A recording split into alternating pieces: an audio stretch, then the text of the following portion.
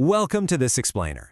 Today, we're taking that clunky, complex Flipkart seller hub and turning it into your ultimate, streamlined business command center. We're leaning on some absolutely incredible insights from a masterclass by MSME growth consultant and e-commerce strategist, Dr. Srikanth Kulkarni. So let's just dive right in. Let me ask you something right off the bat.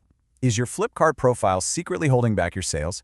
You might be logging in every single day, checking your orders, and scratching your head wondering why your visibility just isn't where it should be. But you actually know the crucial profile threshold that dictates how much traction the algorithm gives you? Well, the magic number is 80%. If you're missing that 80% profile completion mark, meaning, you haven't fully updated the basics like your GSTIN, your bank details, or your business address, you are literally limiting your potential right out of the gate. Flipkart's system absolutely needs this foundation to unlock your full selling capabilities. So when you log into the main Flipkart Seller Hub dashboard, before you click on anything else, look right there at the top center of the screen. You're going to see your profile completion status tracker. If that bar isn't past 80% yet, that is your very first action item. Okay, now that we know where we're starting, let's look at how we're going to break down this command center today. Here's our flight path for this explainer. We're organizing the platform into 5 core pillars: setup and listings, inventory command, returns and finances, growth and ads, and finally, we'll tie it all together with the 15-minute daily routine. All right, moving right into pillar number 1, setup and listings health. This is the absolute foundation of your digital catalog. Looking at the All Listings dashboard, Dr. Kulkarni points out there are actually 4 distinct ways to add products, but the absolute fastest? Just use the Search Flipkart Catalog and List option. If your product is already floating around on Flipkart, just reuse those catalog details. But honestly, what's really crucial on this dashboard is how you manage the visibility of the listings you already have. Because there's a massive difference in your listing states. Active listings are live, right? They're visible to buyers, and they are the ones actually making you money. Blocked listings, on the other hand, mean Flipkart stepped in and requires immediate action from you. You need to fix these urgently. You cannot just let a blocked listing sit there gathering digital dust. You have to check exactly why it was flagged and resolve it ASAP to get it back to active. Okay, let's see how this builds into our second pillar, inventory command. This is where we shift from digital listings to physical stock. The Inventory Health tab demands absolute precision. As a seller, you need to be glued to this screen. Dr. Kulkarni advises using this dashboard to monitor one very specific metric, and that's your days on hand. You want to keep your days on hand target at a minimum of 14 days always. Set up your replenishment alerts proactively so you never, ever dip below this. So why 14 days? Well, because hitting low stock means you've got to monitor it daily for replenishment. But out of stock, that is a total zero tolerance zone. Being out of stock doesn't just mean you lose a sale today. It means you lose the buy box and your search ranking completely tanks for tomorrow. It's just a catastrophic hit to your momentum, and it's so hard to build back up. All right, let's shift gears into our third pillar. We're tackling the big pain points now: returns and finances. On the Returns Management dashboard, Dr. Kulkarni really emphasizes checking the Expected Today section every single morning. You need to be physically ready to receive those items. And hey, look at that blue button on the right, Generate OTC. You've got to use this one-time code daily to confirm pickups with the logistics team. And look, all of this returns management directly feeds into your ODR, or order defect rate. This is an absolutely critical metric. If your returns are high because of defects, it directly damages your seller score. Protecting this metric and keeping it strictly below 1%, that's a daily defensive maneuver you just have to master. Next up, let's talk about the money. On the payments screen, you need to implement a strict weekly habit. Download your order-wise settlements. This gives you a per-order breakdown of your selling price, the commission, the logistics fees, and your net settlement.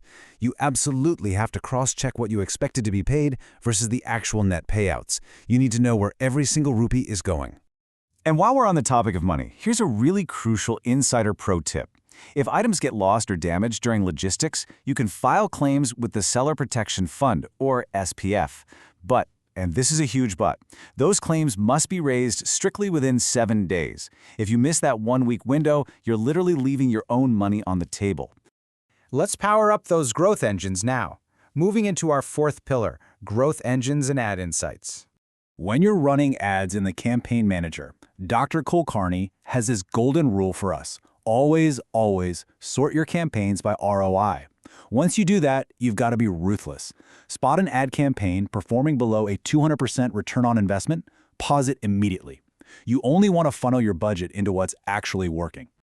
But hey, how do you even ensure a great ROI in the first place? It's all about a proactive keyword planner strategy. The big takeaway here is to run the keyword planner before you even think about creating a campaign.